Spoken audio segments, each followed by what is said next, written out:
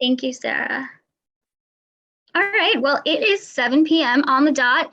Sarah will continue letting people in through the waiting room, but we're going to go ahead and get started. So I am officially welcoming everyone who's here right now. Welcome. This is the Northville District Library's presentation from the DIA behind the scene, and we have one of the docents from the Institute of Arts, Eileen. She's going to talk to us about the Detroit Style exhibit at the museum. Before I hand it over to her, I'll just say currently everyone is muted, and if you did have questions while she is presenting, feel free to put them in the chat. And at the end, we'll have a Q&A, and I will make sure everyone's questions get addressed. So don't feel like you have to hold on to your questions, and feel free to put them in there at any time, and we will get them addressed at the end. So without further ado, Eileen, take it away. Okay. Can you all hear me? I'm assuming that we're all on with that. Good. So my name is Eileen Nowakowski, and I'm a docent at the Detroit Institute of Arts. This is a program that we prepared. We have over 20 programs that are called Behind the Scene, and they talk about aspects of our collection. This particular talk is about car design in Detroit. It's called Detroit Style from 1950 to 2020. We had done an earlier version of this up to 1950. We have we're a mecca for cars, and we were a mecca and are a mecca for car design as well. This particular exhibition has been extended. It is still in the museum. It will be until after sometime in January. And then it will close. So really encourage people to go down to the museum and see it. It is a beautiful exhibition. It's striking. There are real live cars in the museum. There are 4 or 5 of the prototypes or concept cars in the museum. There are drawings and videos. It's fascinating and quite beautiful to see. So I encourage you to go down, but this will be kind of an overview of the exhibition for you. A little bit about my background. I'm a lawyer. I'm a retired lawyer, and I've been a docent at the museum for about 10 years.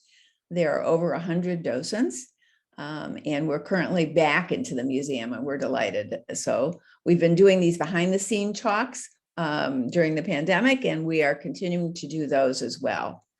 So we can begin with this beautiful image that you see on your screen.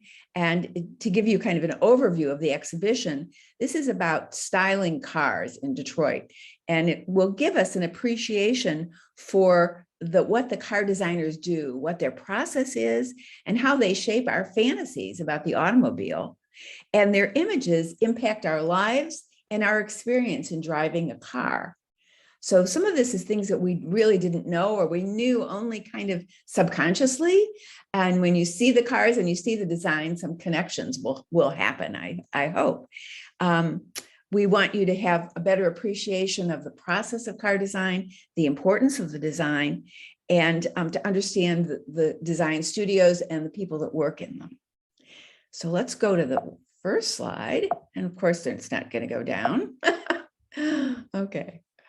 Let's see why it won't move. Okay. All right. I should be able to advance it, but it's not advancing. So we're gonna, here we go. Oh, wonderful, it did it. So this is the first screen. This is about car design, as I've mentioned.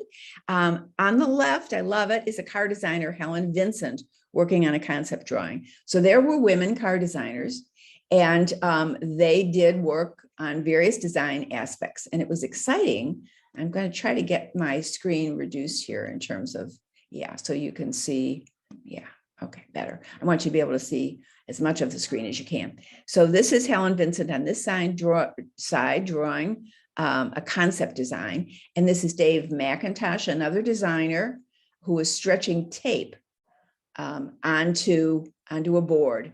The whole idea of the car design begins with concept, and you have a design team that works. They're all artists and they're all designers, and they work, and the process of creating a design is really like brainstorming. And so it's like, as you would go into a meeting and brainstorm, they brainstorm with sketches. And you see on Helen's wall some different sketches. And the designers may start with a discussion from their supervisor, their administrator, and they come up with a plan for the design, some ideas for the design, and then they go off and they begin to draw these concepts. And then the process continues. They make sketches and it's a team effort and they come up with a design. They're often working with engineering input, so they know the engineering aspects of the car as well. Once a particular design is selected, it'll go from this process of creating these designs, and you'll see many of them as we go through. It'll go to a two-dimensional drawing, full life-size drawing of a car, and that's what you see on the right. Dave McIntosh. These are tape drawings, and what he's doing is stretching tape on an engineering drawing, full size, to try to get an idea of what shape they can create for the car and accommodate the various mechanical aspects of the car. So that's a process of moving from the design itself, the sketching and the coming up with a final idea, and then taking that final idea and begin to still work on it in a life-size two-dimensional drawing. Now I'm going to have to see if this will work again.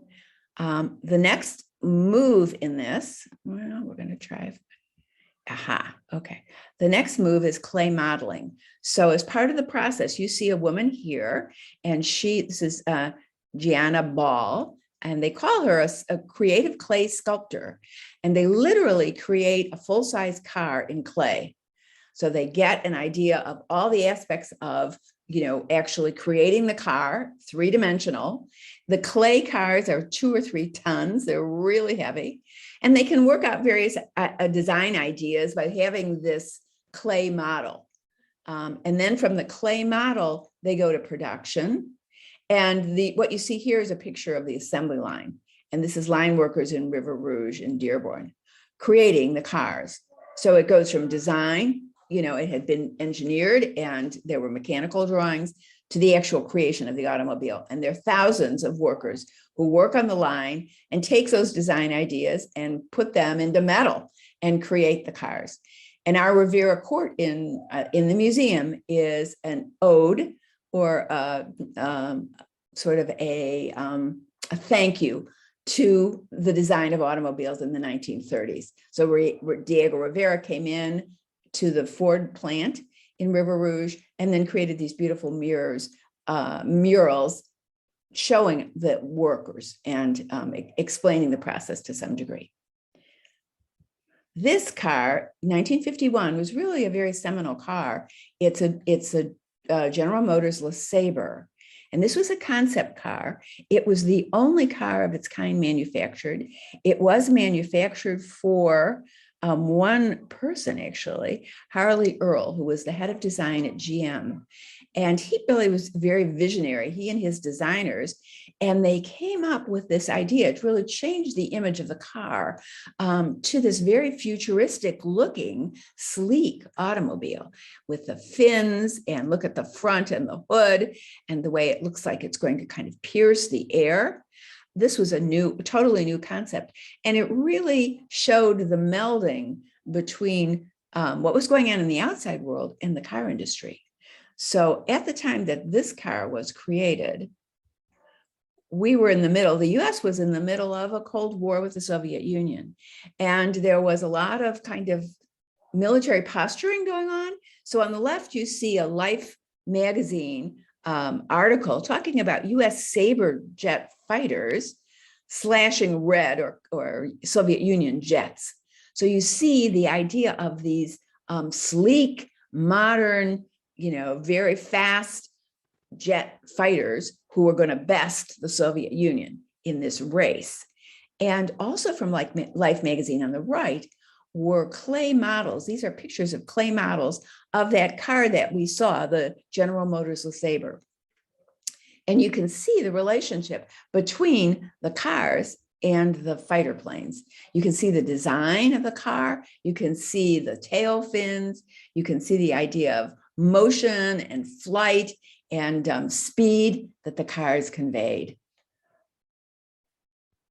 And then again, here is a red rendering of an automobile. This is a sketch by one of the designers. This is Art Miller from the Ford Motor Company. And you can see this is an interior design of a car, but you can see in the window the jet plane. So clear reference to the aerodynamics, but the cultural reference to having a contest between the Soviet Union and the US, and looking at these futuristic airplanes and fighter jets as the motivation and the imagery that the cars were also then going to reflect. And so you see it here.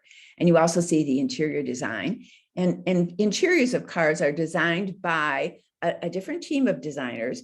And they also have, they have a separate mission, and they work on comfort and safety and a different set of parameters than the people that do the externals of the car. So then if we move down one screen or up, let's see. Okay. So this is an example of the Chrysler 300C. And this was a car too that was very seminal in the history of cars that went forward. This is the forward look at Chrysler, and under the design of Virgil Exner. And he got his references and his teams from airplanes and speedboats. And you can see that this now had a more angular look, a little less pronounced tail fins, but it felt like something that just was piercing through the sky, or piercing here on the road. Very sleek, very little less complicated than the earlier versions. And this one had major horsepower, 375 horsepower engine. And it did have, so that was a lot of power under the hood here. And there was a suggestion that it was just like this super powerful car, like those fighter jets. And that still the suggestion of the tail fin here, the idea of aerodynamics and kind of slicing through the air. And this was a car that had a lot of effect in future years as well. And let's move down. Now, these are sketches. So as cars are developed, there are sketches. And this is one by Dave Cummings. I think he ultimately went over to GM from Chrysler in design. This was a drawing for the 1960 Chrysler, done in 1956. And it was interesting when the museum contacted Dave, who's still alive, and said that he wanted to take some of the drawings and feature them in the art museum. He was kind of surprised. And he said, these are my workaday drawings. I did several of these a day, and I didn't think of it as fine art, but we're recognizing that that's just what it was. It was creative. It was colorful. It had a lot of interesting elements to it. And it was a process of creation of an artifact, but it was an artistic process of creation. On the right-hand side, you have a Chrysler Proposal. That's another sketch for another car. This one by Cliff Voss, 1955. And you can see there's some like painterly aspects to this. You can see that he used contrasting color fields here on the side.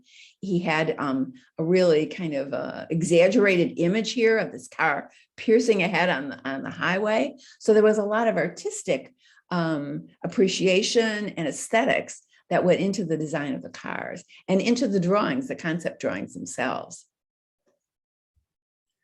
This is the Chrysler 300C again. So we should be going forward, and we're not. So let's do it this way. Okay, this is a really interesting car. And I think that this one is actually in the exhibition. This is the Firebird 3, 1958 by General Motors. So this car never went into production, but it was a car that was created. And when one of the mission statements, I think, for this car was they wanted the design team to create a car that the astronauts might use to drive to their launch pad and then take off in their rocket into space. And you could just see that, couldn't you? When you look at this automobile.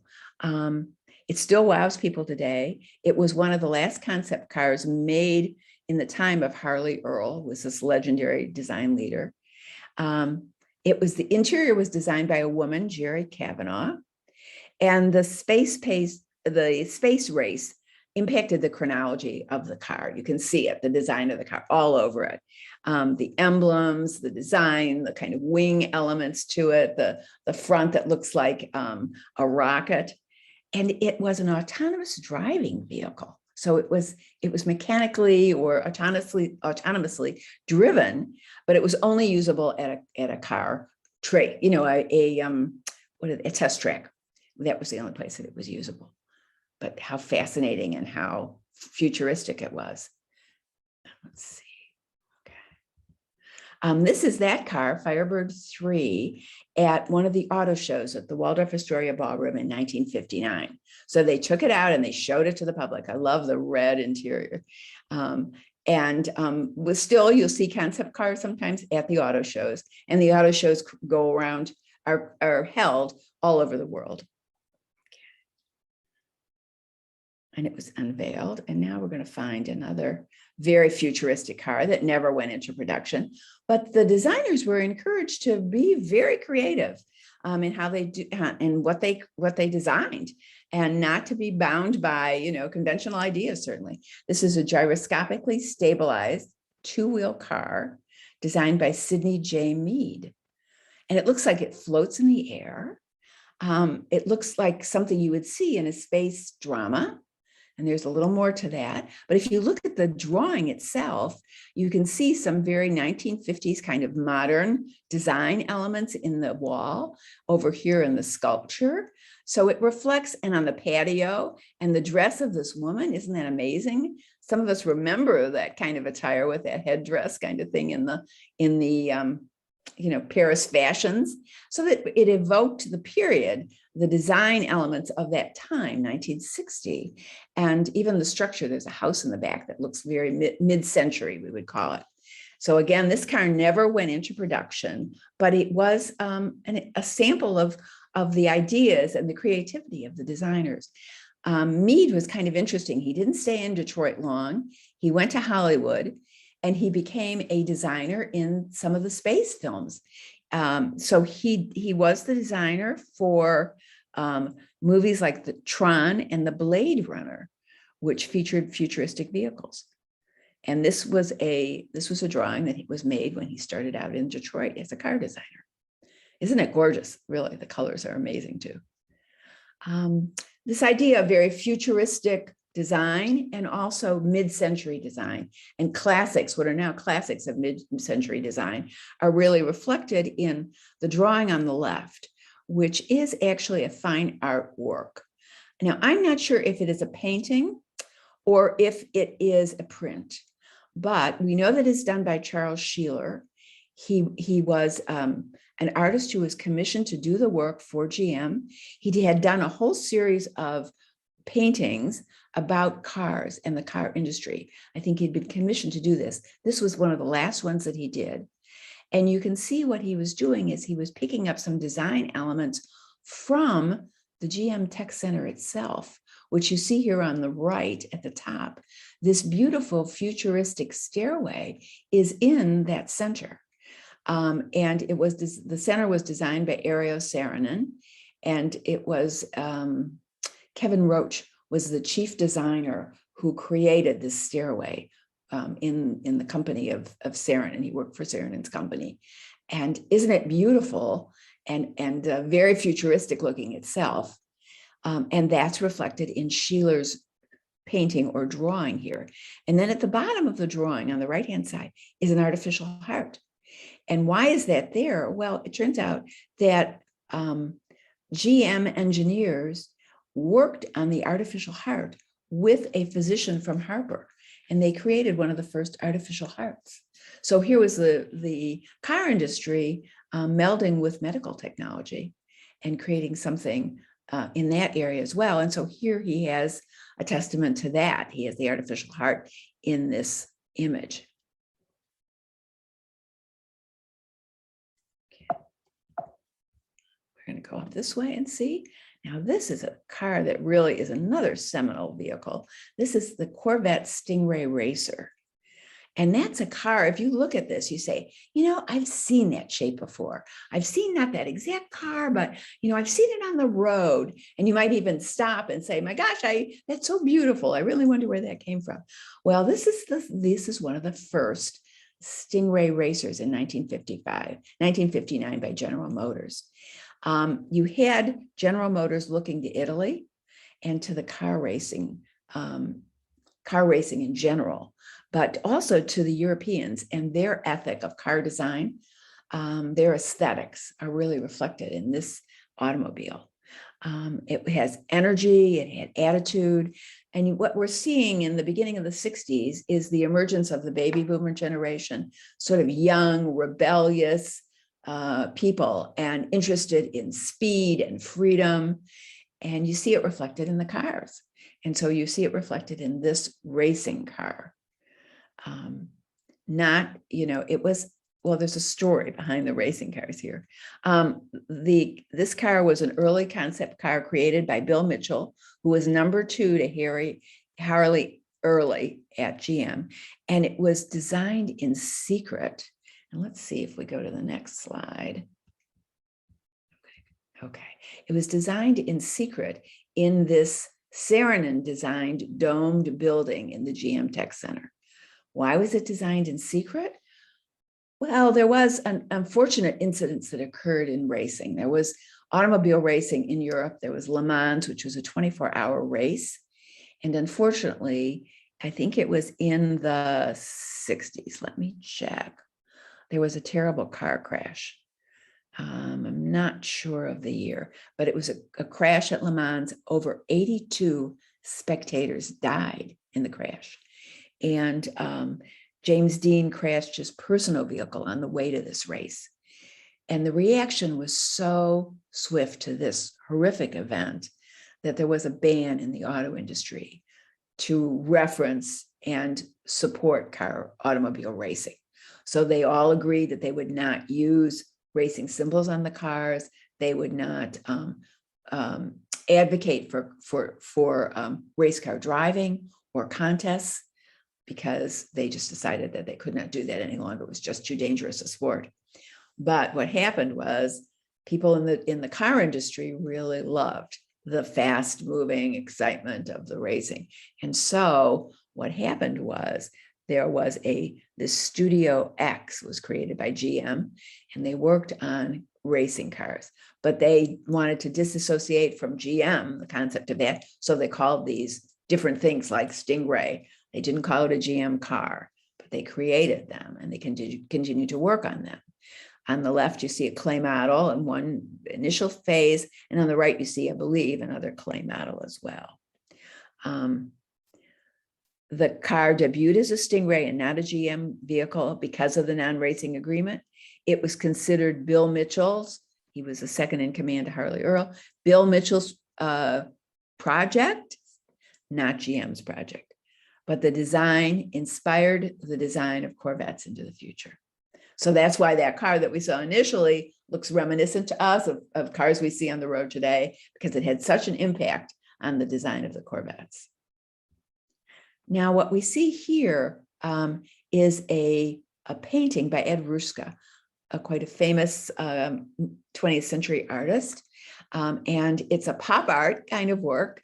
Because that's a style that really took a lot from this kind of bright colors and some of these exaggerated proportions, but it took everyday objects and created them as art objects. So you think of Andy Warhol's Campbell soup cans and some of his classic images of like Jackie Kennedy.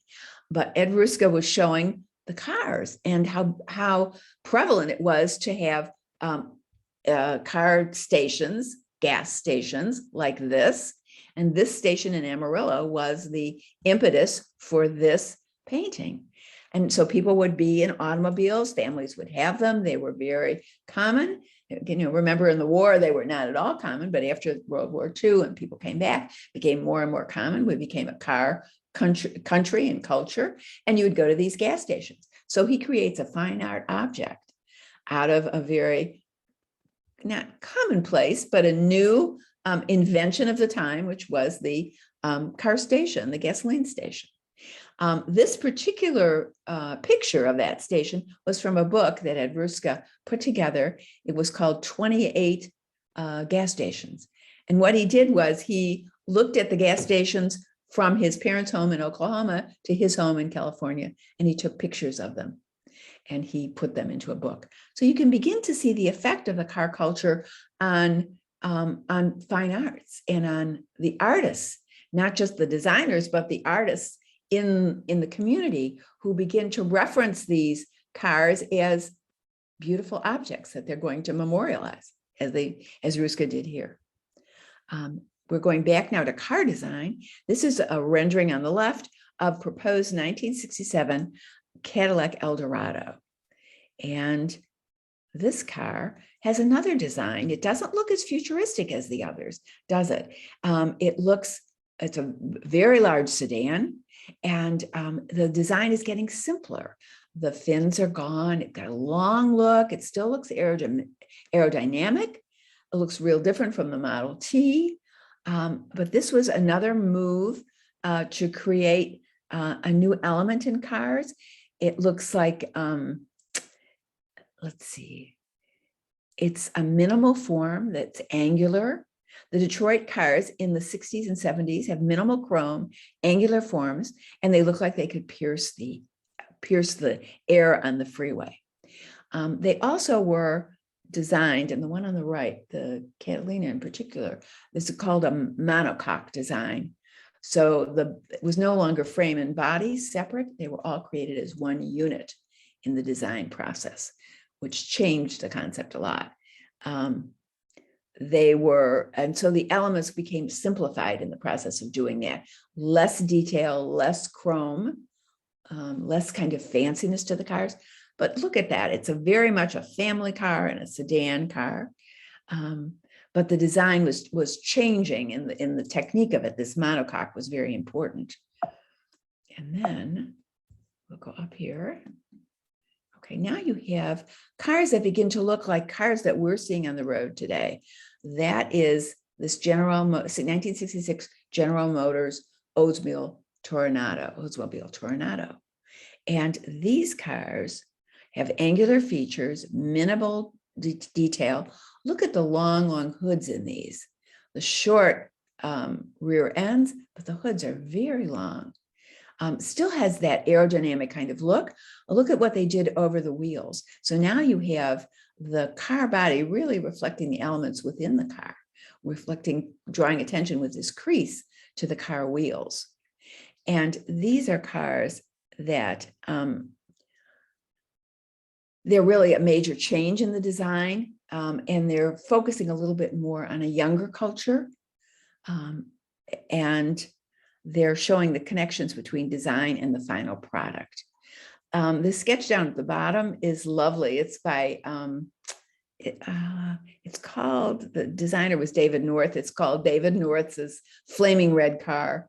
But you can really see the creativity of the designer in how he depicts this car. Look at it piercing through the air. Look at the red flame on the car.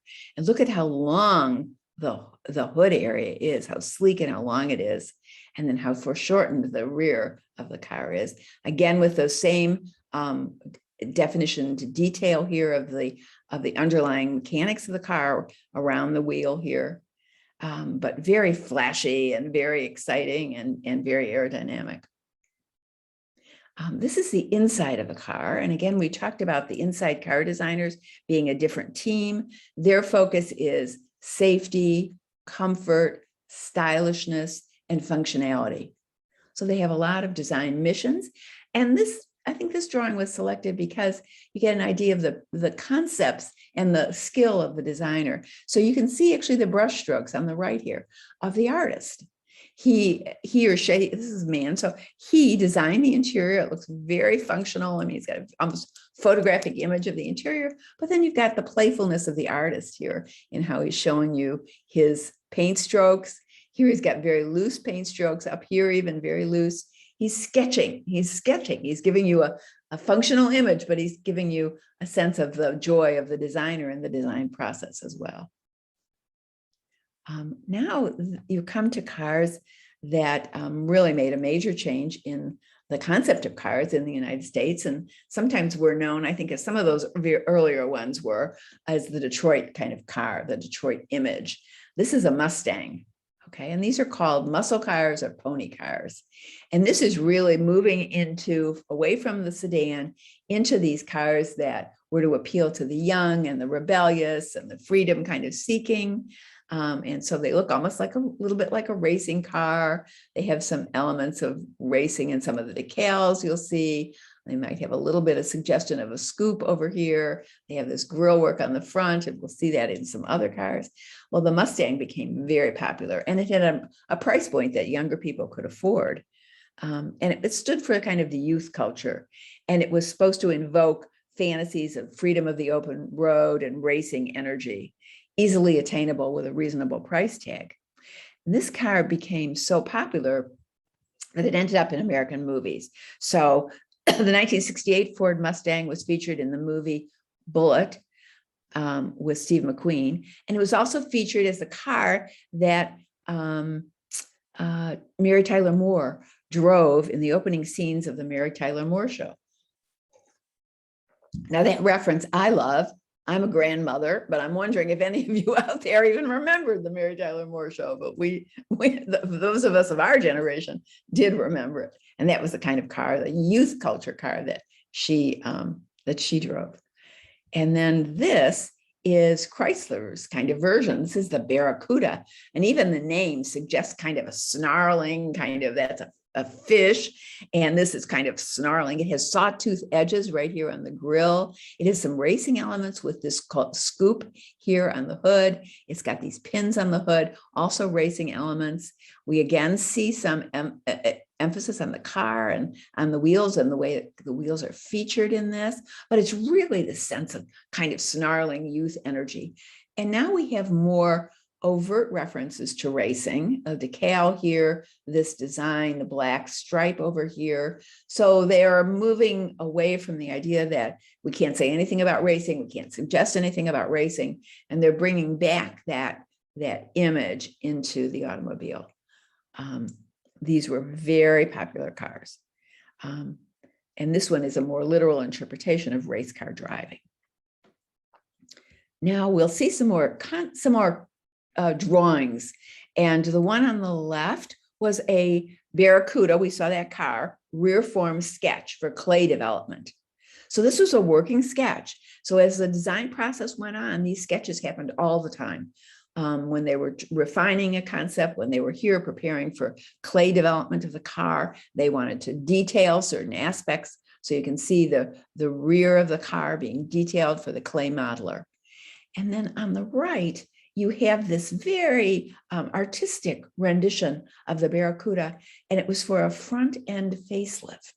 So these cars, even when they were manufactured, they'd tweak the design sometimes, and they'd change them a little bit, or maybe they'd change it as they're getting closer to the end of the process of creating the car, and they called them facelifts. And so this is a drawing that was to help with the refining of a car, maybe the next year of the car, they wanted to change it up a little bit. But look at this. I mean, the distorted proportions on this, it's a painterly kind of rendition of this car. Very exciting, it looks like it's just gonna leap out at you. It kind of has this snarling teeth kind of look at the headlights.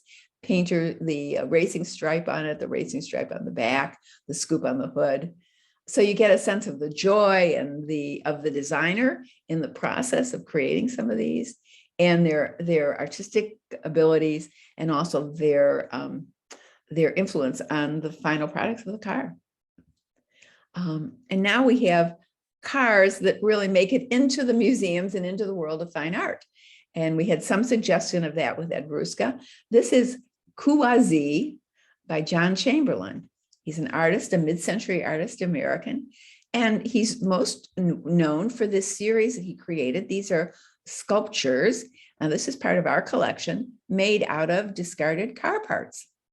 And so you see various car parts that he put together, and that's all he used in creating this sculpture.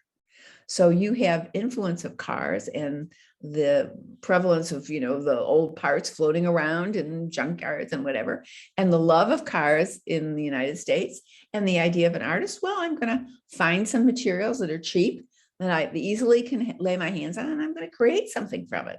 And that's just what Chamberlain did. The name is a play on just the sound of his name, Kuwazi, just, kind of cool hand car. And this is fascinating. This is the 1983 Ford Probe. And here we have another shift in design ideas, because this occurred after the 1970s. And those of you that remember the oil shortages that occurred and the effect on American economy and on driving, because the fuel economy was never important until this time. And now they had to really concentrate on creating cars that were very fuel efficient. And so one of the things they did was they started to work with computers in design. This is 83, so this is pretty early. And they created this car, the Ford Probe 4. It never went into production. There was a Ford Probe that was sold, but it bore no relationship to this. But it was a really fascinating exercise that they did in the design of a car. They concentrated on trying to make the cars smaller, but more comfortable inside. They began to look at the experience of the driver and the passenger, trying to create more space and comfort inside the car, but create a smaller vehicle generally, which would be more energy and fuel efficient. So some of those things we're thinking about now again, right? For different reasons and electric cars, but this was their effort to respond to the environment and to what was going on in the world and the constraints of the car industry, and yet to create a vehicle that would meet the requirements, but still be really attractive and particularly be very comfortable for the occupants of the car, to create a good driving experience in the automobile, with a little less emphasis on having a large vehicle around you. So then we'll move to this Lamborghini. So in 1987, Chrysler bought Lamborghini in Italy, a separate company, and brought the designers into Detroit, and they began to design cars. And this was a Lamborghini Portofino. Beautiful car, really very attractive, reminiscent of some of the cars that we saw, some of the Stingrays, some of the racing cars that took their images from the Italians and the French, the car designers, but often the Italians. And they created this car in Detroit. I don't think this one ever went into production. It was a version that was made possible only with the skill of the Italian designers and the skills that they brought to the process. So this was a way of, infusing the Detroit design industry with some of the knowledge and skills of the Italian industry. And it was designed from the inside out. They created a car with the driver and passenger experience in mind by sculpting a machine around the interior spaces. So now we have this more of an element of looking at the driver, the passenger, the interior of the car, and then designing the exterior to kind of maximize the experience of the occupants of the car. And it was also called a cab forward car, which was to describe maximizing the interior space by moving the interior cabin forward in the body of the car. So you remember in some of the other cars, we had these long hoods, and the cabin was way back here. This one, foreshortened hoods, cabin here, pretty foreshortened rear end, but the front end is much smaller than before, and the cabin is moved forward in the whole vehicle toward the front end. And I think already at this time, they were having some front wheel drive cars, but this cabin forward design was one that becomes very, very prevalent in the industry. This car had a broad influence on 1990s cars, such as the Dodge Intrepid and the Dodge Neon, both of which use the same cab forward proportions. And now we have movement into the fine art world again. This is a rendering or painting by Peter Kane of a car, part of a car.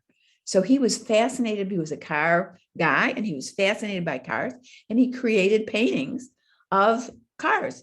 And this wasn't necessarily a car that he'd seen, it was one that he created. And he just created an element of the car, part of the front hood.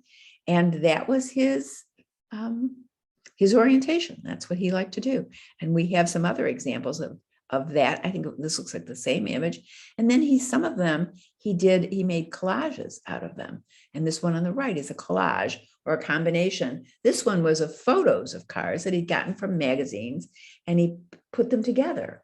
And so when you apply something to a canvas and you place it on top of the canvas and affix it to the canvas, we'll call that a collage. So this was a collage of car elements that he found. So fascination of American artists to automobiles, turning into fictional car forms that didn't exist. It was part of that pop art tradition we talked about with Andy Warhol and Ed Ruska, taking popular objects and then creating fine arts images about them and celebrating and critiquing popular culture at the same time. But that had been very different and never done in the fine arts world until that time. So then we'll come down to this car, the 1997 Chrysler Cronus. And when you look at this, don't you think about some of the earlier cars that we saw? The Stingray, the Lamborghini. This is Chrysler again, and that Lamborghini influence, the Barracuda with this interesting kind of front treatment, grille in the front, kind of reminded me of that Barracuda. This is a really lovely, beautiful car. That Stingray we remember here. This was one in 1997 where they're beginning to have two different design trends. This sort of exemplifies the nostalgia design trend. And it was going on in the whole world in 1997, in clothes and in furnishings, in all kinds of styling that we had in our homes. There was a nostalgia for the 50s and even the early 60s. And these cars reflected that. So there was one element of design that wanted to look back and bring back that kind of, that longing for a different time, maybe a simpler time, but a different time. And then we had in the same design schools, the same design world, you had these other vehicles that were more, not anthropomorphic, they were called biomorphic, I think, using kind of natural forms and shapes, circles and triangles.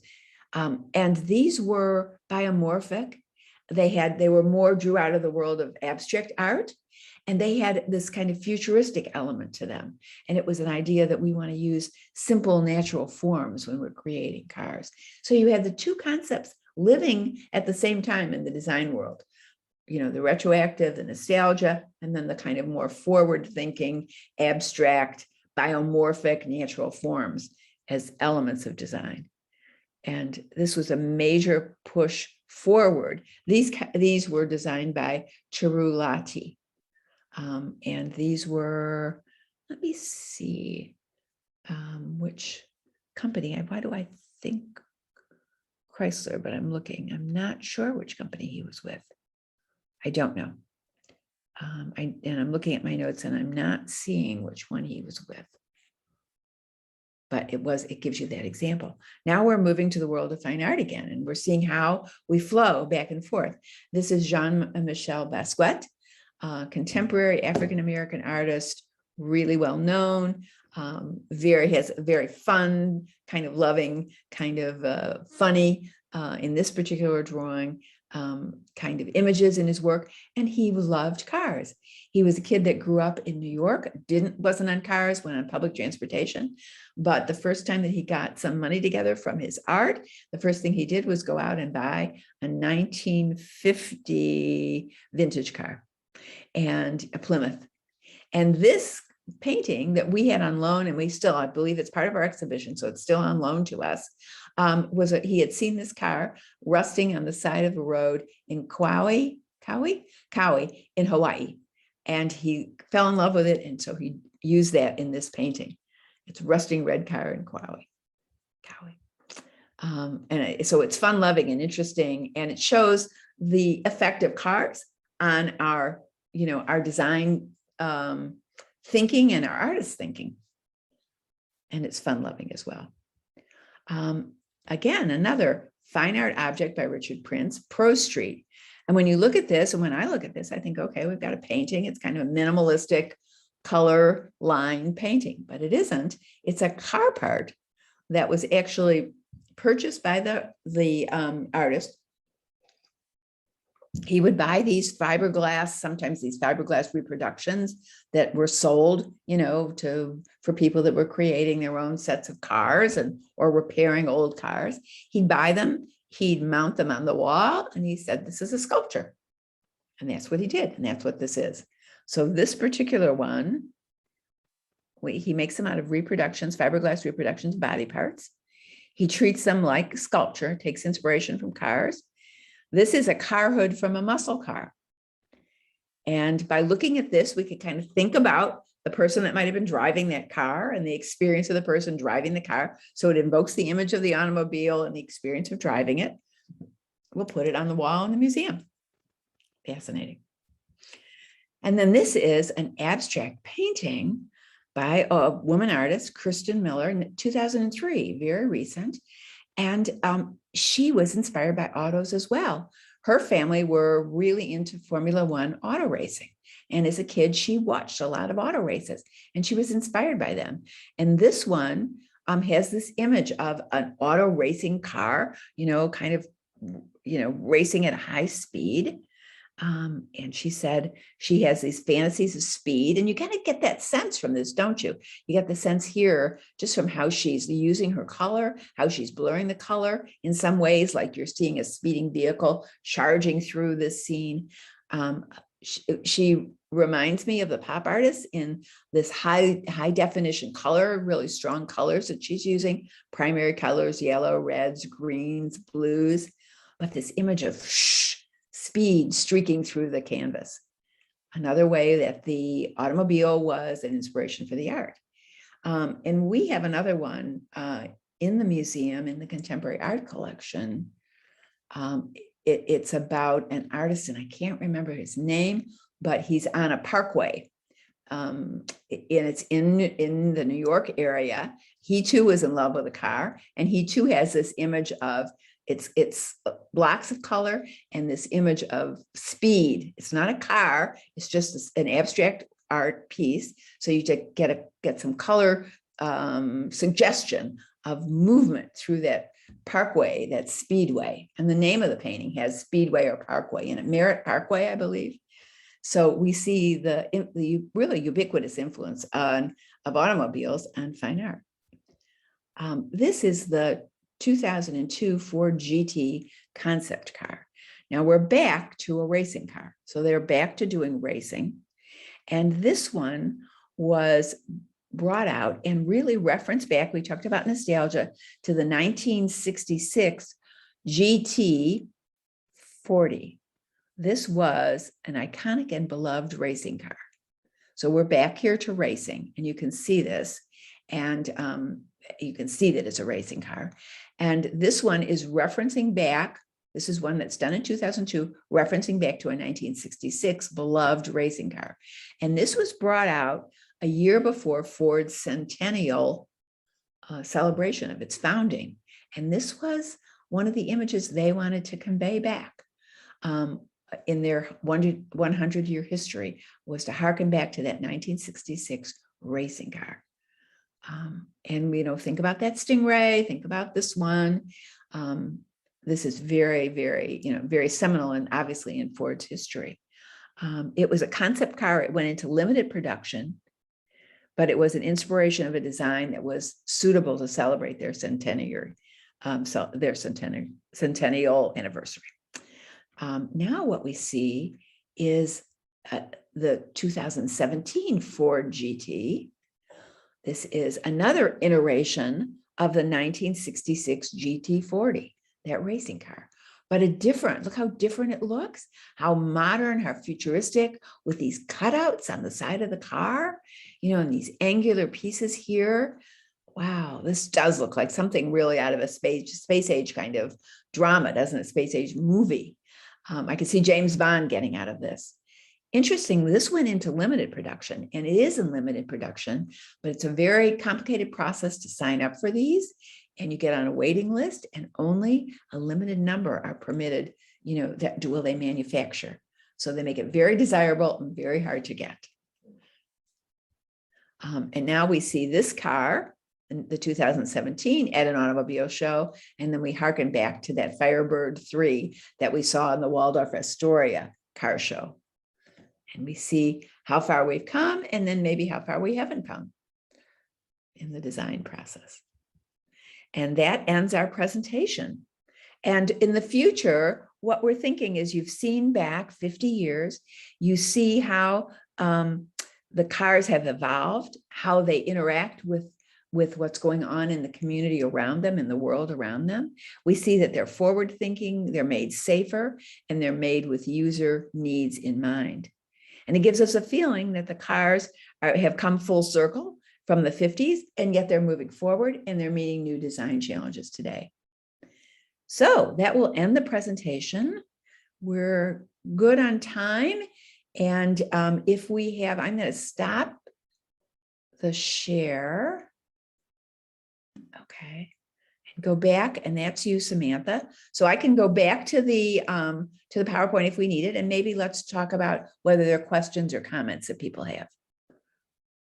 So during your presentation, I did have someone who asked me if the slides would be available. Wow, now that's an interesting question. Not that I know of.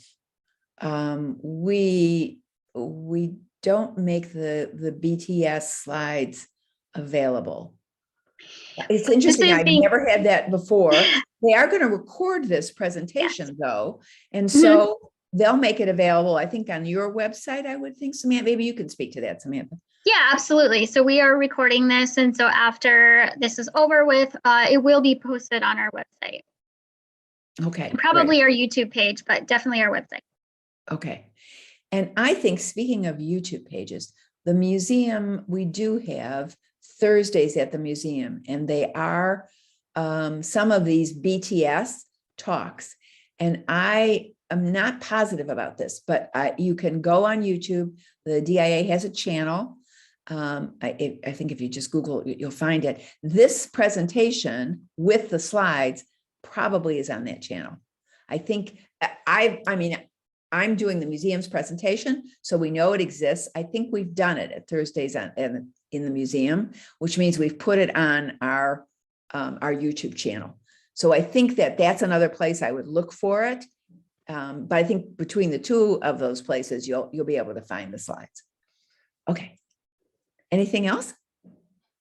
Not that was posted on the chat so far, but I have allowed, if you are able to unmute yourself, if you'd like to voice the question. Otherwise, you can put it in the chat and we can answer it that way. Okay. Not hearing a lot. Okay. I just want to remind you, while you think, and if you want to say something, just jump in, that the exhibit is on through the beginning of January. Really encourage you to go down and see it. Normally what happens with our special exhibitions, it gets very busy the last 2 or 3 weeks of the exhibition. So I really suggest that you go down now. And especially if you go down during the week, much less busy then. And we are still requiring advanced tickets. They're usually not hard to get, but you do have to get that on the website. Okay. All right. Well, I hope that you all enjoyed this, and we hope to see you soon in the museum. Thank you so much, Eileen. And thank you everyone for attending tonight.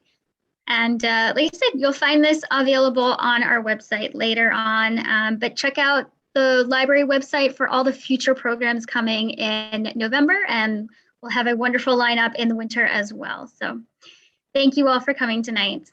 Thank you very much. Bye-bye. Thank you. Bye. Bye-bye.